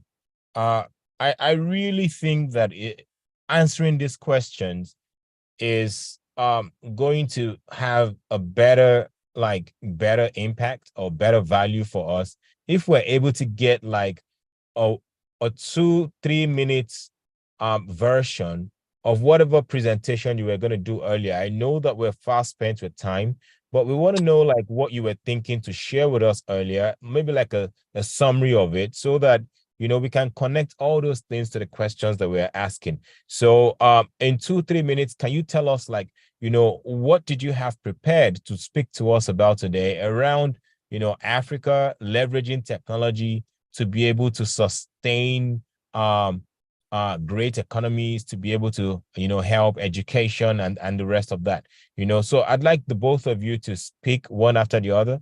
Let's know what it is that you are going to share with us so that we don't miss any of the things that you had for us today. Well, I wanted today to put a great emphasis on the governance and the technological gap we still have. When it comes to Africa, we still have a lot of challenges when it comes to access to technology. And as I said, we've seen how the educational system changed across the globe with the COVID-19 pandemic. Everything shifted online, but still it was challenging for our African school to adapt quickly because of the technological barrier. That's why it's important to adapt in today's world. For instance, we need to have access to internet. We need to create mechanisms where we promote local initiatives, young people startups. We have a lot of young people with great technological projects, technological startups, but they are failing to raise funds. Most of them seek to raise funds in the Western world, and that is not appropriate, because before aiming to go to the Western world to raise funds, we should have a mechanism that allows young people to get access to funds locally so that they can finance their projects. So I was also aiming to talk about the governance in terms of technology and how the good governance improve people's lives with technology. Technologies allows us to fight against cybersecurity, to fight against criminality, online crimes, cyber crimes, and so on. So it's important to leverage on that as well, and for government to adapt. And we have talent. We have a lot of young people with a lot of bright ideas. But the thing is, they need resources in order to improve and to advance the technology they already have in order to produce and to put their product on the market so that they can compete with other global renowned brands and global renowned projects. Thank you.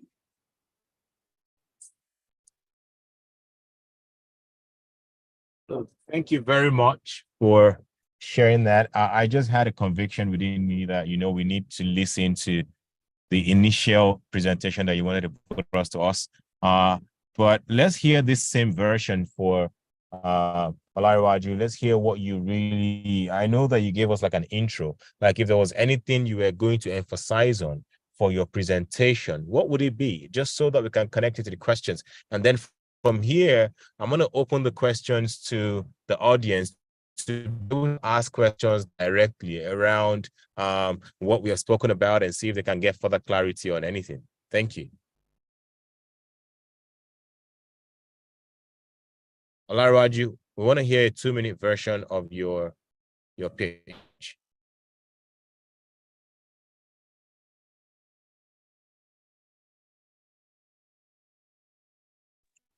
Hello.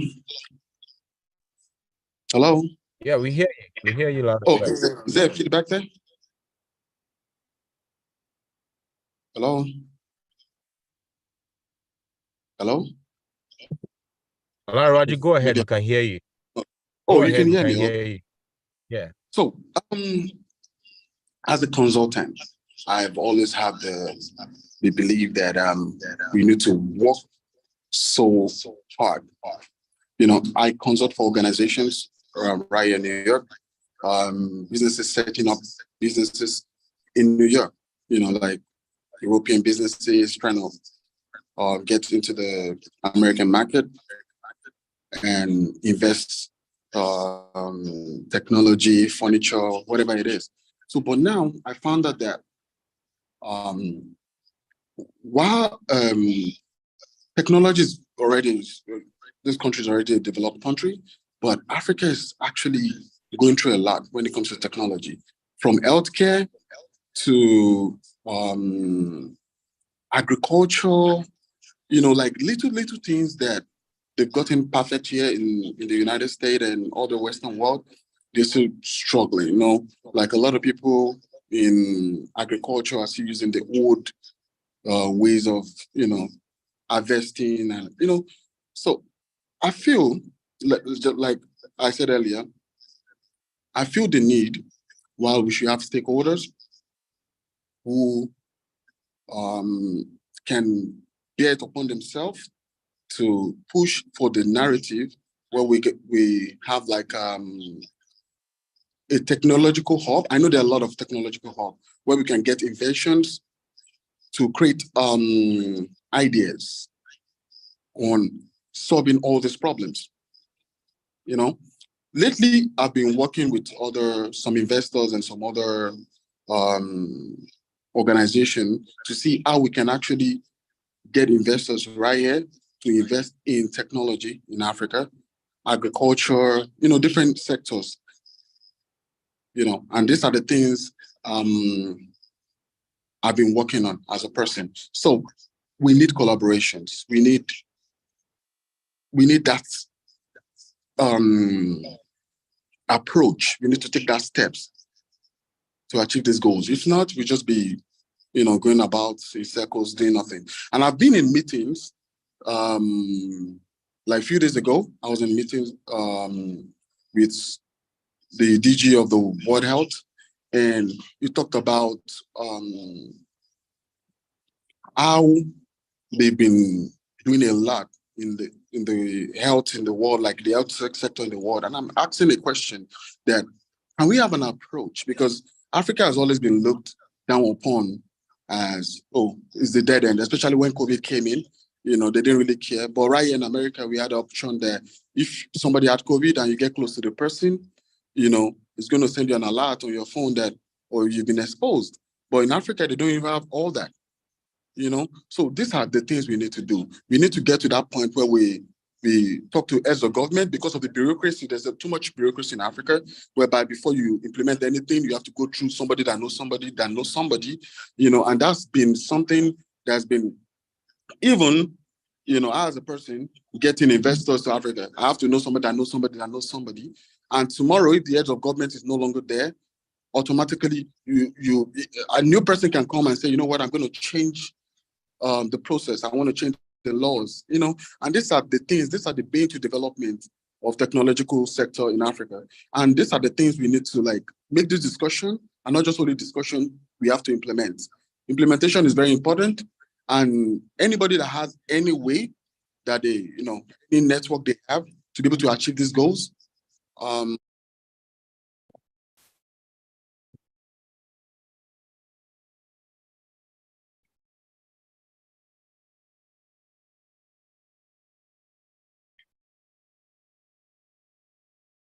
sorry, the video went off. So I'm gonna go on here. Hello? We can hear you. Okay. So so we don't get to that point where we're just sitting down. So there's no sitting down approach right here. We have to do it together, whatever you can, the little you can, if you have a leadership organization that can actually teach people coding, because this is how technology starts. I've seen a video. I've seen a video of some people in what's the name? In Ghana. They're teaching a class, a full class, and what they're doing is they're teaching them computer, and I can see them having like a table, and they say, this is how you press the mouse. And there was no mouse. There was not even a mouse, not real mouse itself. It's just, do your hand like this is how you press a mouse. And they were using stone to, so, and these are the things we need stakeholders to actually push this narrative. And I have a person right in Lagos, Nigeria, that's also doing something like that, like teaching children how to code for free. It's a non-profit. And these are the things, just the little ways anybody can do to keep doing it. Just keep doing it, no matter how small it is. بعد كده لو طلبت مني مكالمة هدفعك. مكالمة That's how we can push technology in Africa. طب استنى هي اما بتسأل كده بيظهر عندك. انا ماليش دعوة انت All right, I'm done. تكلمي تدفعي.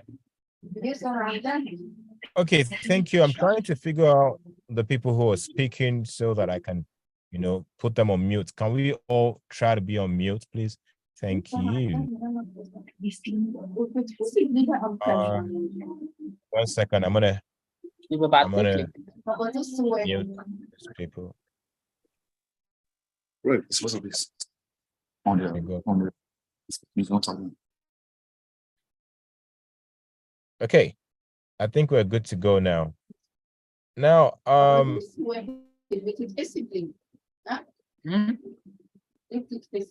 can you please mute? Ahmed, can you please mute yourself? Yes, sure. Thank you. All right, I think we're good now. So I saw someone's hand up with a question, but I'm gonna ask, is Dr. Osariti here as well? Because his insights will be great if we can hear from him as well, but I'm not sure if it's here. I don't see him on here. Is he with you, Mr. Olaraju? The session is over, I think. Yeah. Oh, okay. All right, no problem. So in the meantime, I'm gonna just let the people ask questions. If there's anybody out here that has a question for these two gentlemen that have spoken, one of them from Congo DRC, the other person is a consultant in New York City, and they're all trying to look for ways to leverage technology to fix Africa's problems, really. Ima, I saw your hand go up. Do you have a question for them? Is there anyone here that has a question? Thank you, Dario. I think I joined pretty late. I was on my camera pretty quick. It's good to hear that we have a lot of initiatives and how we can help the part of Africa that is impoverished. There's another stuff.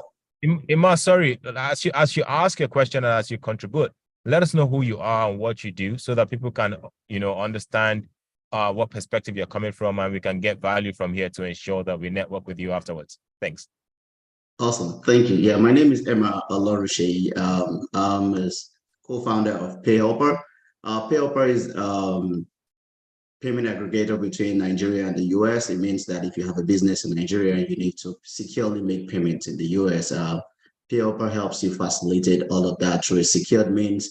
And to solve the Naira dollar crunch that is going on in Nigeria, we've been doing that for 2 years. And our focus is B2B, just focusing on businesses, because it came out of a pain point that we had. We own the third largest web hosting company in Nigeria, and all our servers are here in the US. It means we have to pay up to $10,000 to $20,000 every month in server fees, and we had to find that one way or the other. So we built PayHelper to solve our own problem, but now to solve problem of thousands of businesses spread across Nigeria. So that's what I do. And that was why I wanted to say that it's amazing to talk about one side of Africa the way we need help. Another thing I want to challenge us, I want to hear more, is the side of Africa that is already, budding, that is ready for the next phase. And there are initiatives that we've talked about. Maybe I joined late, that is actually targeting that. We have the side that requires help, but we have the side of Africa that is doing so well that just needs that connection, that seamless connection to the first world, and so that we can play at the same level. So that's my question.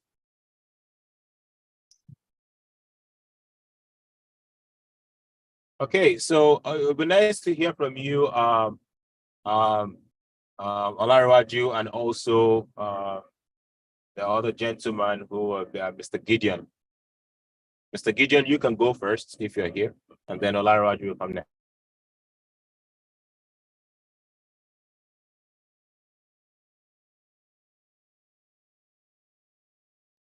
Hello, can you hear me?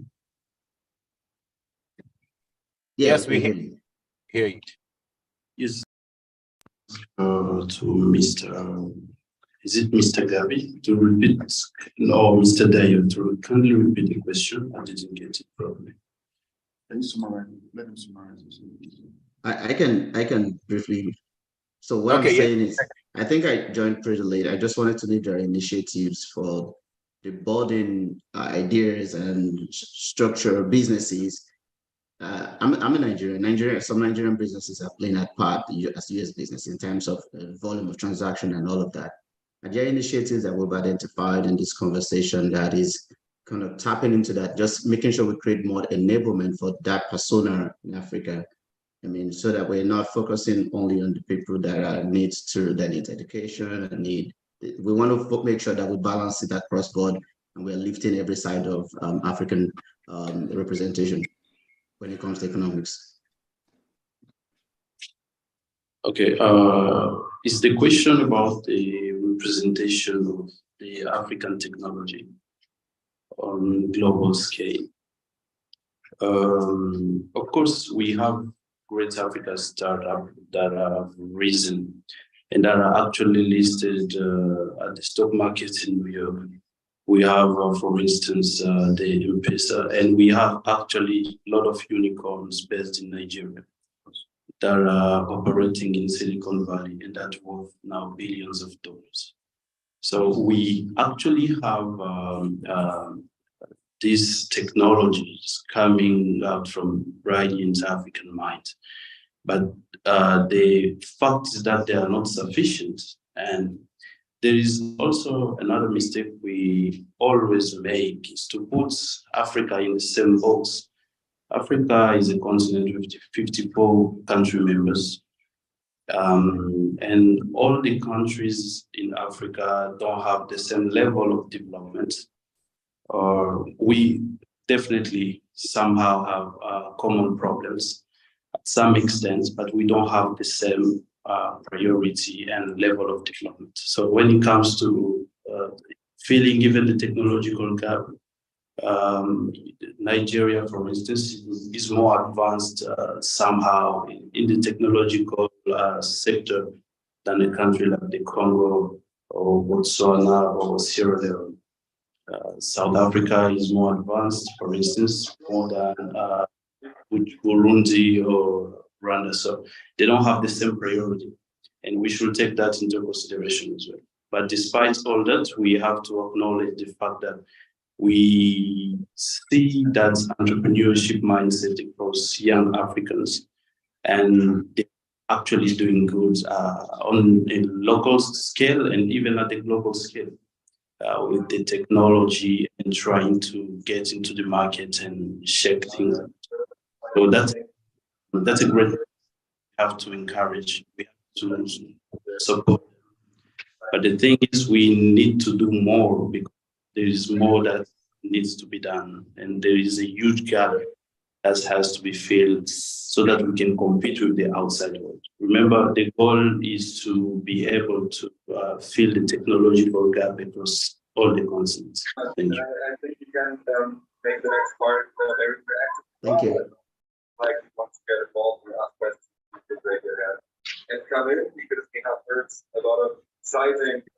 Olariwaju, do you want to take a version of that question? Do you want to respond as well? Different leverage point. I think that's the exciting part of the initiative, the collaboration here that are from science to service. Olariwaju, are you here?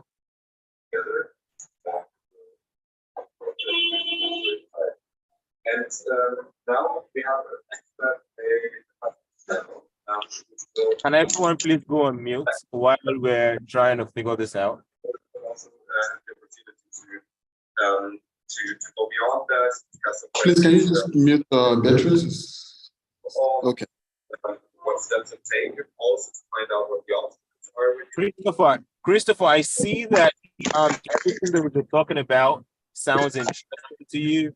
Do you have any feedback? Do you have any ideas, any tips how we can do things better as regards leveraging technology in Africa? Dario, can you make Beatrice to mute, please? I don't know. Beatrice is Petra Bayer. Dario. Okay, I think hello? Yeah, Beatrice is on mute already. I was trying to get Olariwaju. And then in the meantime, I want to hear from Christopher. Christopher is trying to give us his perspective on all of this, since he is also well versed in the area of artificial intelligence. Christopher, what do you think? Okay, well, one of the things that interests me a lot is looking at different regions, you know, at a national level. Has the government appointed a transparent group of worldwide AI experts to help either with your country or region, like you know, the whole African Union is an AI expert panel. So I use Bard rather than ChatGPT, and I just asked it which it thought were the most, you know, the AI for good advisor panels in Africa. And in the chat, I've put its answer. I'm not sure if it's any good or not, but for example, it says the African Union does have an AI expert panel. So one of the things people can do is sort of compare different countries' panels, and some of them are very good, and some, you know, may be very political. But the common denominator is that if you go back to the UN and look at the Tech Envoy office, which started at the same time that Antonio Guterres became the head of the UN, he has been doing a lot of research on who are the best AI people helping with SDGs, helping with young people. So if you try and you know, double check who is advising which nations on AI, I find it really interesting because, you know, that way we can look and see who do we trust most, and then we can do that even deeper. We can say what is AI education, what is AI health, because each of these different areas has different data experts.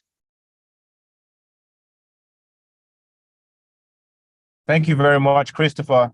At least I've learned something now that, you know, there is, they have AI resources assigned to Africa.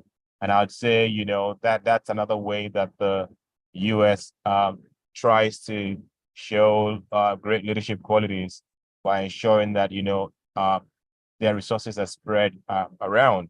I think Olarewaju wanted to say something earlier as we look towards wrapping up this particular session and then bringing on the next set of speakers to ensure that we can get a 360 view of the topics that we're trying to share our insights on today. Osarity, are you here yet? I've been calling for you for a bit. Are you here?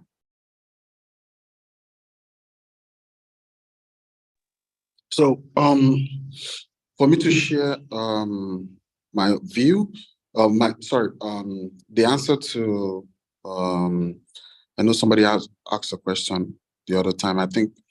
So the thing is, just like I shared earlier, we are getting a lot of fintech companies are starting up in almost all Africa countries. Nigeria is has a lot right now, a lot of fintech companies. So there's a lot of investment going into Africa, you know, and we're still getting more people, you know, to build that ecosystem whereby, you know, we have people who have like the finances to spend on the research, you know, and we have people who can do the implementation, you know, and also in the educational system, we need to get to a point whereby, you know, technology, I know that we do a lot of, in Africa, in Nigeria, you know, as a case study, there's sciences, but, you know, most of the schools don't have science labs, you know, if they don't even have computer labs, you know, these are the things, you know, we need to get to, so you can catch them young. So that's just my own view, you know, catch them young. So I'm just going to yield so that we can round up. Yeah, thank you. Okay, thank you very much. I think we'll be rounding up this session now, and we're going to give maybe around 10-15 minutes break for us to come back and converge for the next session. The next session is going to be very focused on females in Africa and what they're doing in that space to ensure that, you know, gender equality and the female child has a better platform to grow from a perspective of technology as well. It was great having you guys here. It's going to be even more interesting at the third session of the day, where we're talking about how we are leveraging artificial intelligence for agriculture in Africa and the world at large. Thank you very much, guys. And before we just before we jump out, I see that Michael just came in. Michael, I saw that you came in earlier and you went out again, and now you're back. It'd be nice to know who you are, what you do, so people can network with you. And the rest of the people in here, please ensure that you leave your LinkedIn on the message box, so in the message box, so that people can connect with you. Michael, nice to have you here. Can you tell us what you do, and just so that people can network with you in a better way? Yeah, hi. Thank you very much for getting the chance to speak to you. Yeah, well, I'm founder and CEO of my company Metagenics in Germany, and I'm in consulting, and in that area I invented an artificial intelligence-based software for risk assessment. And therefore, I'm very interested in every kind of direction, every kind of area in which artificial intelligence becomes more and more important, and to get inspired and to inspire others, just to see what is possible with this this new technology and this revolution. Okay, thank you very much, Michael. Please drop your LinkedIn link in the chat box. People would like to connect with you, and we will come to the end of this particular session now, and we will reconvene in about 15 to 20 minutes to kick off the second session. Thank you very much, guys, and have a wonderful afternoon and a wonderful morning if you're in the US.